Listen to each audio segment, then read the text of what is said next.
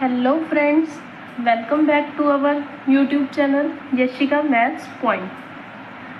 हमने last video के अंदर नंबर सिस्टम के बारे में डिस्कस करा था कि नंबर सिस्टम क्या होता है, नेचुरल नंबर्स क्या होते हैं, होल नंबर्स क्या होते हैं, integers, rational numbers, irrational numbers and real numbers के बारे में हमने पढ़ा था कि किस टाइप के वे नंबर्स होते हैं।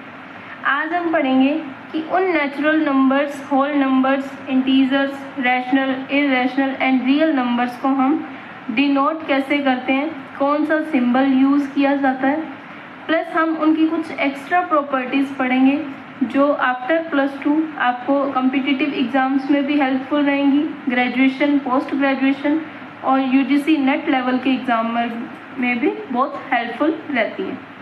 सबसे पहले जो बात आती है नेचुरल नंबर्स की, हमने पढ़ा था कि नेचुरल नंबर्स ऐसे नंबर्स होते हैं जो नंबर्स 1 से स्टार्ट होते हैं, उनको नेचुरल नंबर्स कहा जाता है।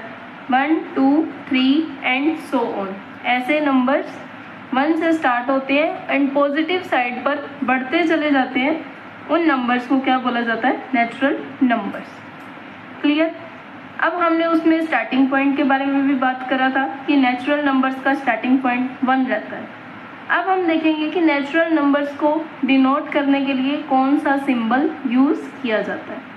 तो नेचुरल नंबर्स को नोटेशन देने के लिए कैपिटल N, साथ में यहाँ पर डार्क लाइन या फिर एक्स्ट्रा लाइन, डबल लाइन के साथ इसको डिनोट करा जाता है। नेचुरल नंबर्स को डिनोट करने के लिए कैपिटल N का यूज़ किया जाता है।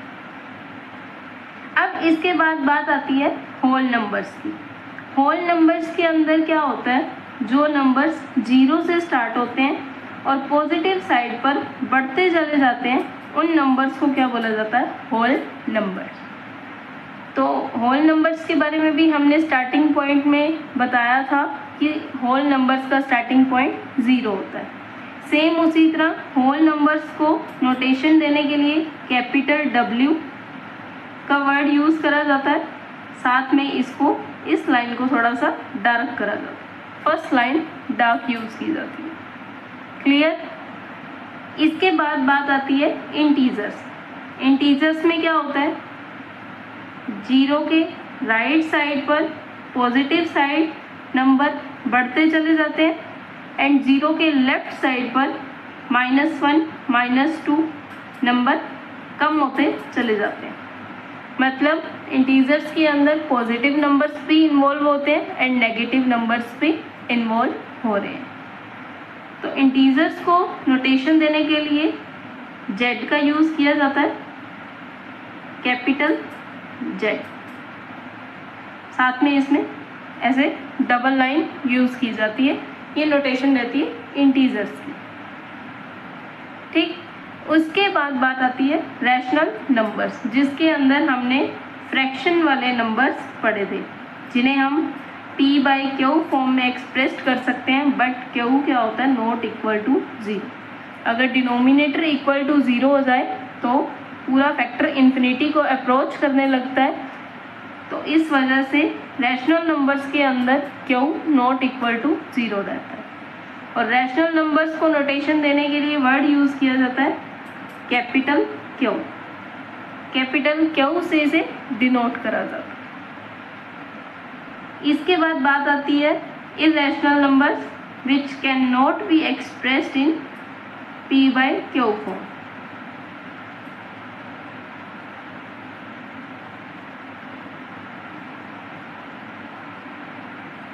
ऐसे नंबर्स जिन्हें हम P/Q फॉर्म के अंदर एक्सप्रेस नहीं कर सकते, उन नंबर्स को बोला जाता है इररेशनल नंबर्स।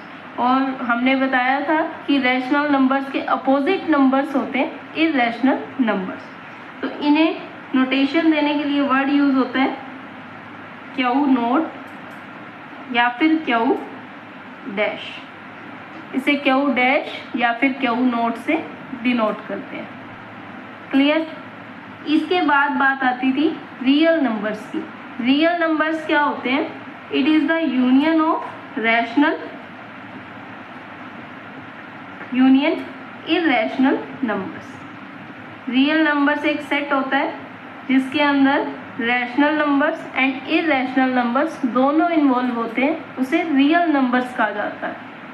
तो रियल नंबर्स को डिनोट करने के लिए कैपिटल आर का यूज़ किया जाता है, जिसके अंदर फर्स्ट लाइन को डार्क करा जाता है या डबल यूज़ करा जाता है, इसे बोला जाता है रियल नंबर्स।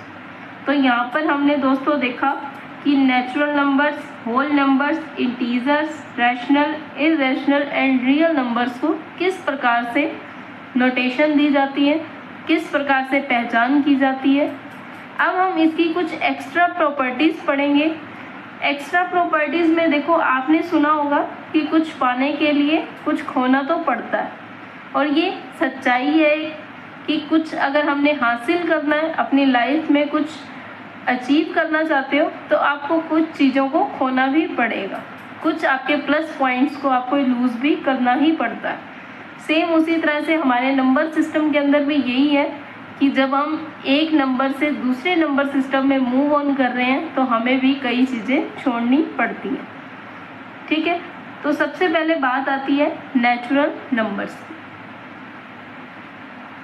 जब हमने नेचुरल नंबर से होल नंबर में मूव करा तो हमारे पास प्लस पॉइंट क्या होगा, एक होता है प्लस पॉइंट और एक होता है माइनस पॉइंट या नेगेटिव पॉइंट।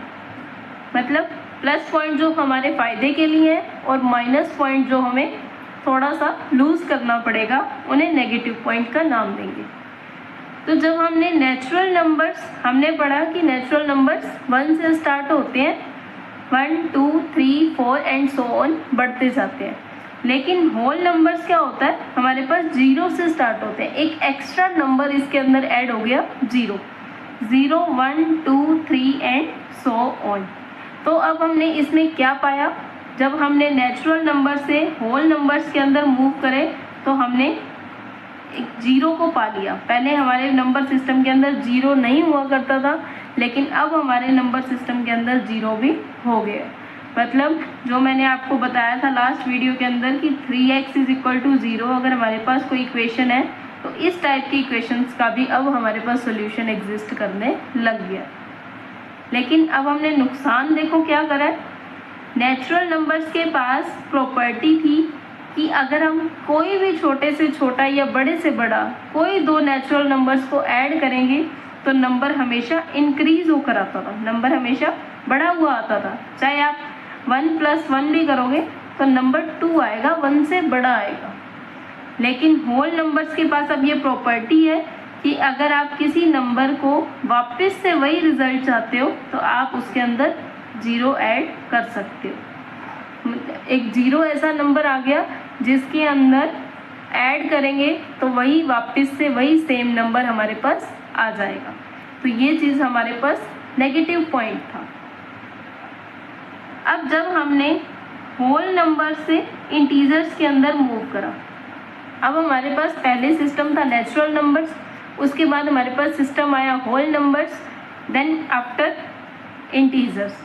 अब प्लस पॉइंट तो हमारे पास ये हुआ कि पहले हमारे पास नेगेटिव नंबर्स हमारे नंबर सिस्टम के अंदर नहीं हुआ करते थे। अब हमने नेगेटिव नंबर्स को भी इन्वॉल्व कर लिया, -1 -2 -3 इस प्रकार के जो भी नंबर थे अब हमारे नंबर सिस्टम के अंदर इन्वॉल्व होने लग गए। लेकिन अब हमारा इसमें नेगेटिव पॉइंट क्या था, हमने क्या लूज़ कर दिया। जब तक हम नेचुरल नंबर्स और होल नंबर में थे तब तक हमें पता था कि स्टार्टिंग पॉइंट क्या होता है। नेचुरल नंबर्स का भी स्टार्टिंग पॉइंट पता था कि 1 होता है एंड होल नंबर्स का स्टार्टिंग पॉइंट भी पता था 0 होता है। लेकिन इंटीजर्स का कोई स्टार्टिंग पॉइंट नहीं होता। हमने ये चीज़ यहाँ पर लूज़ कर दी कि इंटीजर्स का कभी कोई स्टार्टिंग पॉइंट नहीं होता। इंटीजर्स के अंदर हम ये नहीं बता सकते कि हमारा इंटीजर्स या नंबर सिस्टम स्टार्ट कहाँ से हो रहा है। क्लियर। नेक्स्ट हम मूव करते हैं रैशनल नंबर्स के ऊपर। जब हमने इंटीजर से रैशनल नंबर्स के ऊपर मूव करना स्टार्ट करा तो इंटीजर्स के पास अब देखो हमारे पास पॉजिटिव नंबर्स भी थे और नेगेटिव नंबर्स भी थे। लेकिन जब हम इंटीजर से रैशनल नंबर के अंदर मूव हुए हमारे पास ये प्रॉपर्टी आ गई है कि कि हम किसी भी नंबर को फ्रैक्शन के अंदर शो कर सकते हैं, लाइक ओनली 9, 13, 15। डिवाइड में अगर हम डिनोमिनेटर में 1 यूज़ कर लेते हैं तो ये क्या बन गया, एक रैशनल नंबर्स बन गए। रैशनल नंबर्स बन गए तो हमारे पास ये प्लस पॉइंट हो गया कि हम किसी भी नंबर को रैशनल नंबर की फॉर्म में p/q की फॉर्म में एक्सप्रेस कर सकते हैं। लेकिन अब हमारे पास नेगेटिव पॉइंट क्या है कि जब तक हम इंटीजर्स में थे तो हमें नेक्स्ट नंबर का पता होता था। नेक्स्ट नंबर मीन्स अगर मैं आपको पूछूं कि 2 के बाद क्या आएगा तो आपका सिंपल सा जवाब होता था कि 2 के बाद 3 आता है, 3 के बाद 4 आता है, 4 के बाद 5 आता है। और अगर हम नेगेटिव साइड मूव कर रहे हैं तो -4 के बाद -5, -5 के बाद -6। अब रैशनल नंबर्स के अंदर हम ये नहीं बता सकते कि नेक्स्ट नंबर कौन सा होगा। अगर मैं आपको कहूँ कि 3 एक रैशनल नंबर है तो आप बताओ कि 3 के बाद रैशनल नंबर कौन सा होगा, तो आप नहीं बता पाओगे क्योंकि 3/1, 3/2, 3/3, 3/4 ये सारे ही रैशनल नंबर्स ही हैं। तो आप नहीं बता सकते कि 3 के बाद नेक्स्ट रैशनल नंबर कौन सा होगा। बीच में 2 रैशनल नंबर्स के बीच में भी बहुत सी वैल्यूज़ बीच में अरेंज हो जाती हैं रैशनल नंबर्स। तो हम इस प्रकार से हम नहीं बता सकते कि इसके बाद वाला रैशनल नंबर इसके जस्ट बाद वाला कौन सा नंबर रैशनल नंबर होगा। क्लियर। अब बात आती है जब हमने रैशनल नंबर से इरैशनल नंबर्स के अंदर मूव करा। जब हम रैशनल नंबर से इरैशनल नंबर के अंदर आए तो हमारे पास प्लस पॉइंट तो ये था कि हम स्क्वायर रूट्स वाली टर्म्स भी हमारे पास आने लग गई। पहले रैशनल नंबर के अंदर अब स्क्वायर रूट की टर्म्स नहीं आती थी, लेकिन अब इरैशनल नंबर्स के अंदर हमारे पास स्क्वायर रूट्स की टर्म्स भी आने लग गई। और नेगेटिव पॉइंट क्या था कि जब तक हम रैशनल नंबर सिस्टम तक थे तब तक हमारा जो नंबर सिस्टम था काउंटेबल था। ये आप CSIR UGC नेट की कोचिंग के टाइम पे वर्ड्स भी सुनोगे और स्टडी भी करोगे। पोस्ट ग्रेजुएशन के अंदर भी आता है काउंटेबिलिटी, उसके लिए भी हम वीडियो अपलोड कर देंगे काउंटेबिलिटी क्या होता है।